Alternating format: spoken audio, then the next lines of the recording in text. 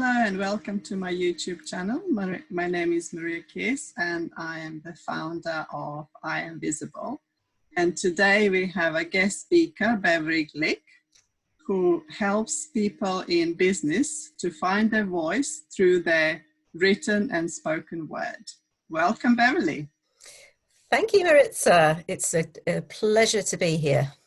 Yes, vice versa. So could you tell us about we talk about being visible. So what does actually being visible mean to you? It's so interesting, actually, that you've asked me to do this interview, because it's something I've been reflecting on quite a lot recently. Because there was a time in my life when I was extremely visible. I was a music journalist in the 80s. I was quite a high-profile music journalist. So my name would be, my picture would be in magazines. So a lot of people knew who I was at that time. And then when I went into national newspapers about 10 years after that, I became invisible because I started doing jobs that were very much behind the scenes, editing, commissioning, that kind of thing. So I think of those years as my years of invisible mending, because I was editing and working on other people's words. And I realized that actually, even though I quite liked that for a while, it was quite frustrating. I didn't really love being invisible, but it took me quite a while to emerge from that phase. And that didn't really happen until quite recently. So I qualified as a life coach in 2011, and it was then when I realized, okay, I'm running my own business now. I need to become more visible. And part of that process was learning how to become a public speaker. So I did a 6-month course called the Inspiring Speakers Program. And at the end of that, I did what was perhaps the most visible thing I'd ever done in my life, which was to get up on stage in front of an invited audience and speak for 10 minutes on something that was very personal to me. So, being quite vulnerable and talking about my own story. And that was actually an amazing experience. It was a really positive experience.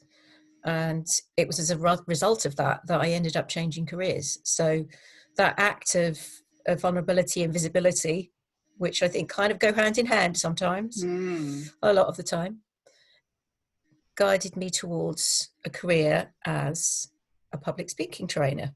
So having been a journalist and a writer for many, many years, so working in the written word, I then came to the spoken word. So it was like two pieces of a puzzle that belonged together that I'd never quite realized I needed both of them. So of course, when you're a speaker and you're training other people to become speakers, that's much more visible than being a writer. I was able to hide quite effectively as a writer because I had a pen name, so a lot of people didn't even know it was me. Yeah. So it was many years of hiding, and then in later life, really showing up and becoming more visible. So I've been on a real journey with it. So visibility for me is not just about literally people being able to see you and hear you. It's how you're showing up. It's how you are being visible and how much you're showing of yourself. Right, yes. And so would you say vulnerability would be important? I think so. Part of. Yeah, I think it has to be, because otherwise you're not being authentic.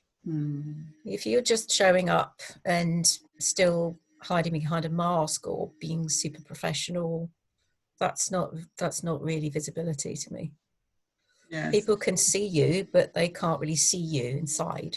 Yeah, absolutely. They can't see who you truly are. And I think that's where they can't, sometimes people can't connect with other people, because if they don't feel that vulnerability. And also it's nice to share your journey and the challenges that you have overcome, so people can then connect to that and think, okay, well, she was where I am.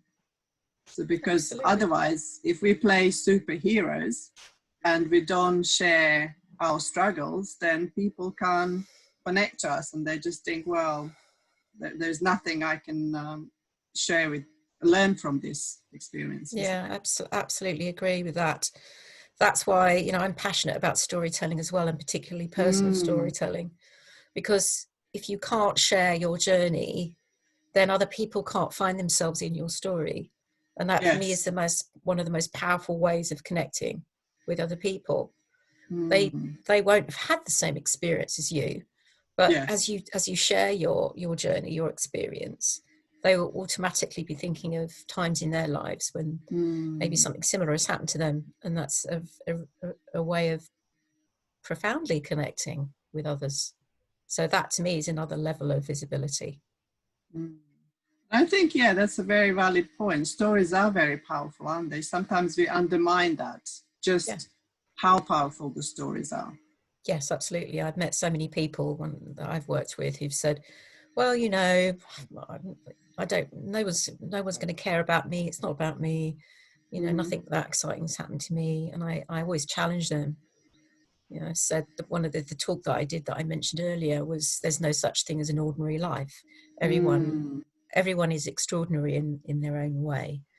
Everyone is unique. So to dismiss yourself as boring or uninteresting is almost negating yourself. It's an act of becoming invisible that is absolutely against everything that we're talking about, which is visibility. Yeah, I absolutely agree with you. It's very interesting when I walk on the street, I have that curiosity about when I see people, I think, I wonder what they like, what their story is. Everyone has a story. Everyone has a story. Yeah. And especially the older people are, you think, oh my goodness. And especially if you go to some countries that have gone through massive adversities. Yeah. Absolutely. And then you think even more dramatic stories. Yes. Yeah, absolutely. Fascinating. I'm just fascinated by people and what makes them tick. Yeah, me too. So what would you say the biggest challenge was for you to overcome that kind of, as you said, you were visible and then you became invisible and then you had to become visible again. That's so right. What was it the same the first time round when you became visible to the second time, or was it different challenges that you had to overcome? I think it was different because when it happened the first time, I was much younger. I was in my early 20s, and it was just exciting. It was so exciting. Of course, it was a pre-internet. So, you know, I was visible in a way that it's possible to be visible in a way now that I couldn't possibly have been then. I was visible in print, but now you have so many other ways to become visible. So it was very different. I don't think I felt as exposed then because I was still in effect hiding behind the print and behind a pen name. And so when I did it later in life, it was completely different and had different challenges because A, I was older, and B, it was about how to deal with a completely different medium, which is social media for most people now.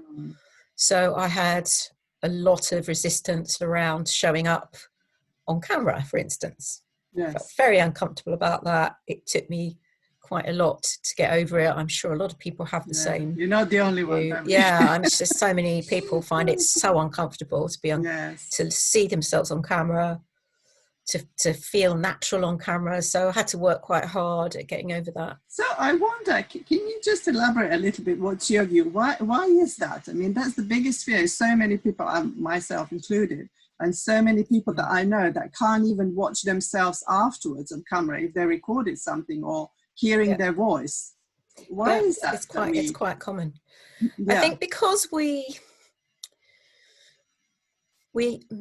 have a fear of how other people are seeing us, and when we see ourselves in that way, we're trying to imagine how other people are seeing us, and maybe when we see ourselves on camera or when we hear ourselves recorded, it's uncomfortable because we experience ourselves in a different way.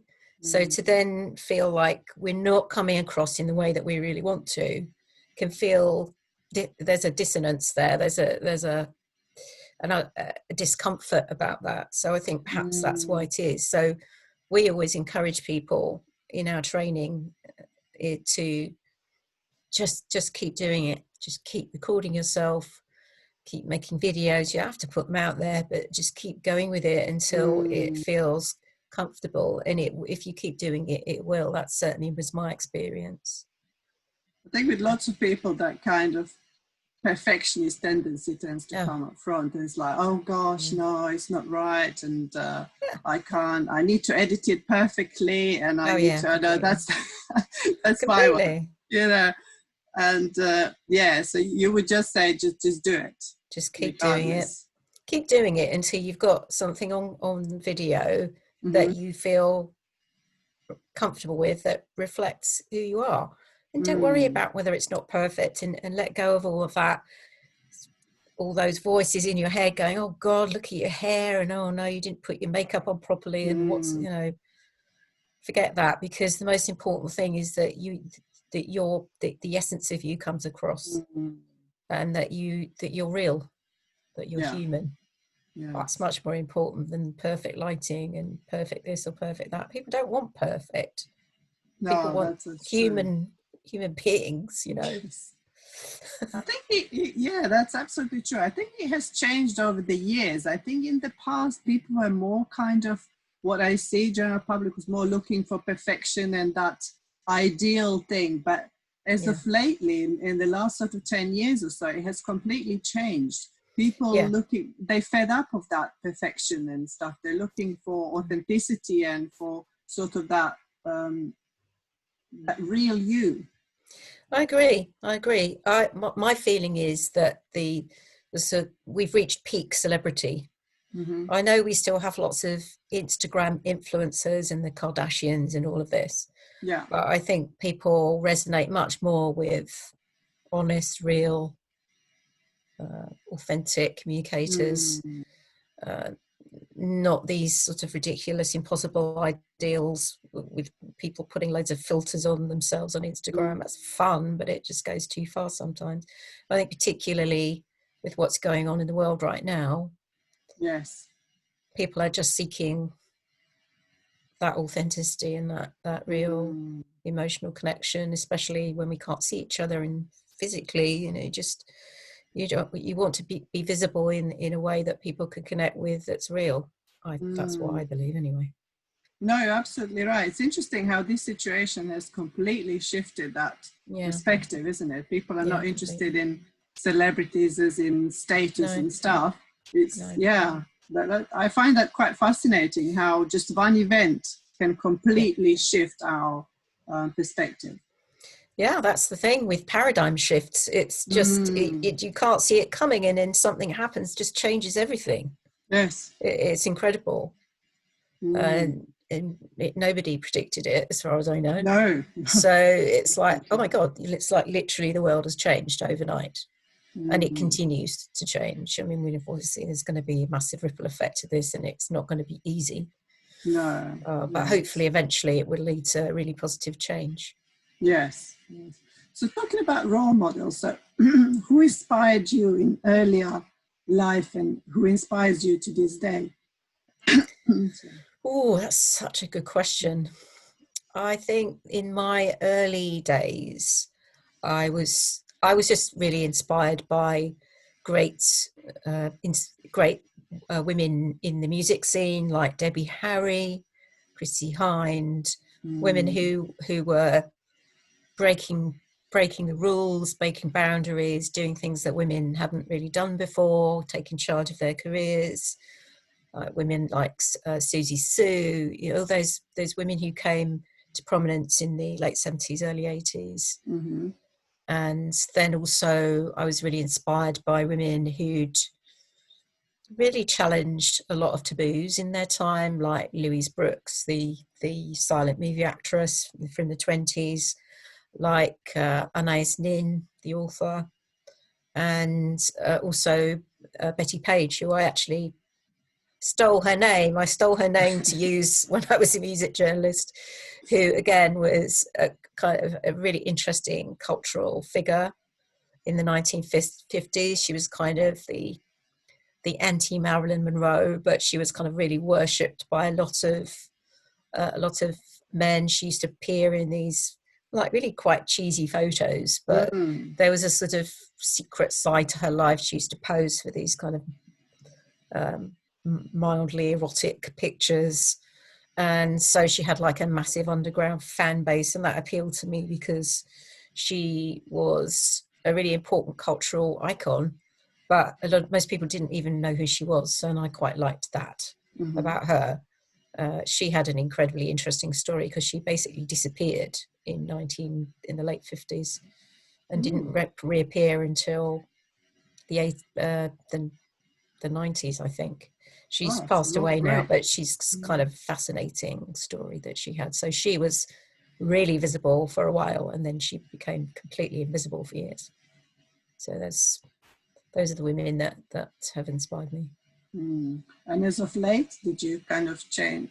Did that change? Who inspired you, like maybe in the last sort of 10 years? The last 10 years, I would say Brené Brown is a big inspiration. She's, ever since I saw her TED talk about the power of vulnerability, I became a fan. So I've followed her work ever since then. She's now got a new podcast series that I've been listening to. I think she's got an incredible, powerful voice and presence in the world. So she's definitely one. And there's women like Marie Forleo, who again is just like this amazing presence in the sort of business and marketing world. There's so many, actually. There's so many. I'm also one of my guilty pleasures is watching RuPaul's Drag Race. So I'm a big fan of a lot of drag queens as well, and they actually are amazing at marketing themselves and branding themselves and becoming super visible. There's a drag queen called Trixie Mattel, who's at the moment one of the biggest drag queens in the world, and I call her she. It's actually a man called Brian, but I call her she. And she's really unique because not only does she do drag, but she's also a brilliant musician as well. She's made about 3-4 albums now. And it's just very smart, very funny. And I just really admire what she has achieved in her visibility. Yes, excellent. That's very good. So what would you say to women in the mid-30s to kind of late 50s that they want to become visible, they have all these fears and they kind of stuck and just don't know where to even start and how to get on the journey? I do feel for anyone who's in that position. I would say, first of all, be gentle with yourself. You know, self-care, I'd say, is so important. You know, don't push yourself to do something that feels painful. Just baby steps.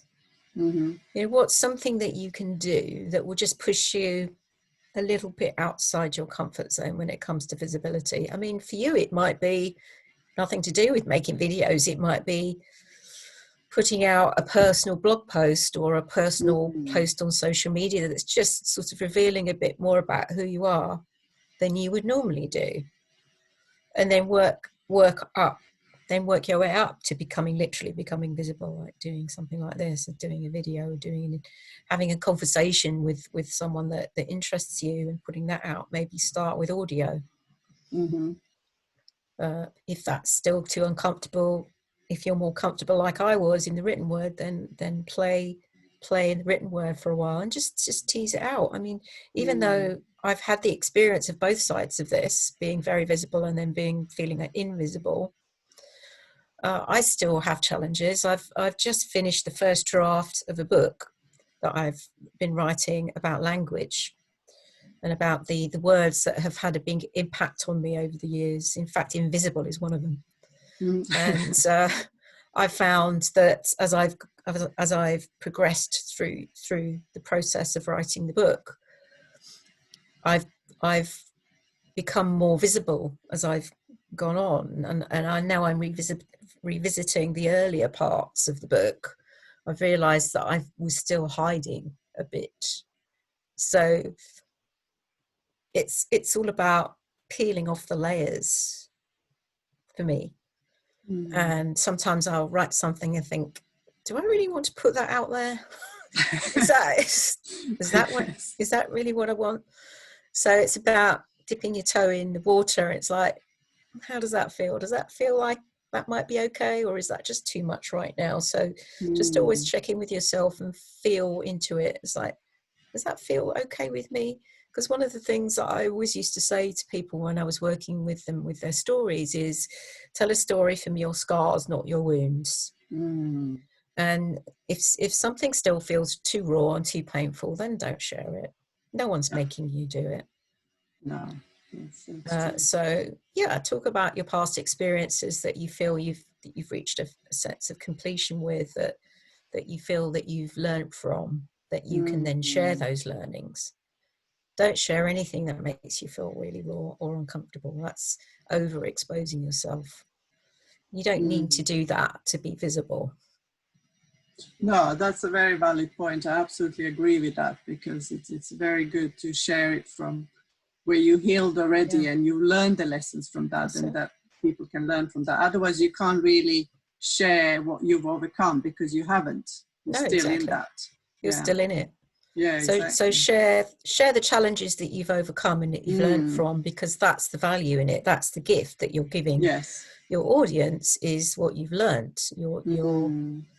That's the treasure in the whole process. So that's what I would say. So focus on those things that you feel, okay, I've been through that, I've got through it, I've learned something, I think I can share something of value to other people from that experience, and that I would encourage people to make that part of themselves visible. Because that's of service then. It's of service to your audience. Yes, of course, definitely. And it's interesting when you said there are different types of visibility. That's what I always say. So people always assume that you have to be seen on camera, but it's through writing. You can be, if you're an author, you're visible. People don't necessarily have to see you, but they read what you wrote, or you can even become visible through art. You know, if you paint. Absolutely. There are so many. There's so many beautiful ways to become visible. It doesn't have to be just on a camera by any means. Because we don't resonate with everything. It's whatever, as you said, whatever it's best suited to you, how you feel most comfortable in expressing yourself. Yeah, it might be in fiction. It might be in a song. It might be a sculpture. Who knows? Yes, you never know. It doesn't, I think, because people just associate visibility with the visual, literally being seen. It doesn't have to mean that at all. No, I agree. You know, just find your medium. I could never write a song. I know I couldn't do that, but I know I can write, and I know I'm happy to speak as well. So it's about you looking at it creatively and figuring out what your medium is to become visible. Yeah, definitely. So do you mind sharing with us, what does confidence mean to you, and how would you describe it? I know it's difficult to put it in words sometimes. I think for me, certainly at my stage of life, I'm in my 60s now, so I think confidence for me is a feeling of just being comfortable in your own skin. And it's a feeling that you can trust yourself, you can trust your intuition, you can trust with the wisdom that you've gained. And so for me these days, confidence is a place of calm, and I was going to say certainty. I know nothing's ever certain, but there's a certainty that you can develop within yourself, that whatever life throws at you, because you've had quite a lot of stuff thrown at you by the age of 60, that you can handle it. You have all the resources you need to deal with life. So that's what confidence is to me now. Yeah, would you not say that certainty is almost like a knowing? It's an inner knowing. Yes, that's right. It's a knowing. Yeah. Yeah, that's absolutely. Excellent. Well, are there any other words of wisdom, like last words of wisdom, that you could share with us?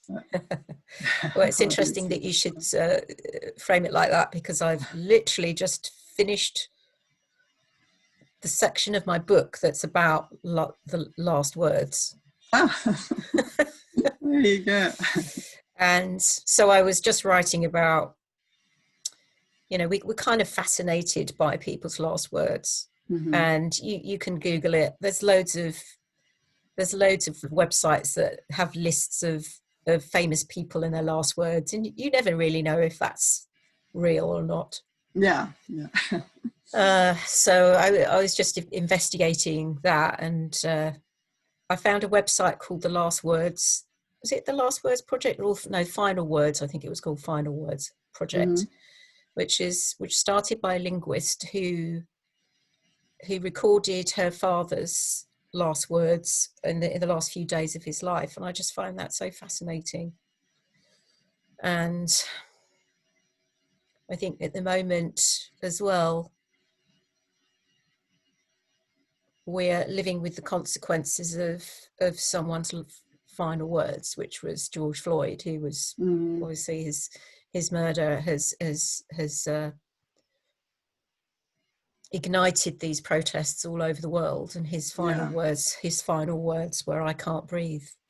And you've seen everyone's been putting those words on placards and on masks everywhere, and it's just incredible. And it just made me reflect on the power of those words. And of course, you know, breath is life. I can't breathe means I can't live, and you can't live without the breath. And that just spoke to me so strongly with my background in energy medicine and breath work as well. So how important it is to be able to breathe in all senses of the word. Yeah. So that just really struck me quite powerfully. Yeah, that's a very good point, because we tend to forget about breath. But as you said, that's our breath is our life. If we can't breathe, and I think it's also very important in being visible how we breathe, and especially with speaking as well. There's, I'm sure you would. There are special techniques of breathing. Yeah, we do. We're always sharing breathing techniques. Yeah. Sorry. It made me think again about everything that I learned, although we both learned in our breathwork training, which is breathing is the only thing you can do consciously and unconsciously. So just the intentional use of the breath is also important when it comes to visibility, because if you can use the breath to calm your nerves, to process your emotions, to all of that whole picture is also important when it comes to visibility. Absolutely. Well, thank you so much, Beverley. That was lovely. That was really nice. Thank you, Maritza. Thank you so much for inviting me. I've really enjoyed this conversation. My pleasure. And thank you for your words of wisdom. And hopefully lots of women will be inspired by your story and with your nuggets that you shared with us. Thank you so much. So if our audience would like to get in touch with you, what would be the best way to get in touch? The best way is on social media, I am at I Dig Stories, and my website is my name, so beverlyglick.com, which is where I have all my blogs. Okay, excellent. Well, thank you so much, and hopefully we'll see you at some point in the future. Yeah, I hope so. Thanks, Maritza. My pleasure, and have a great day.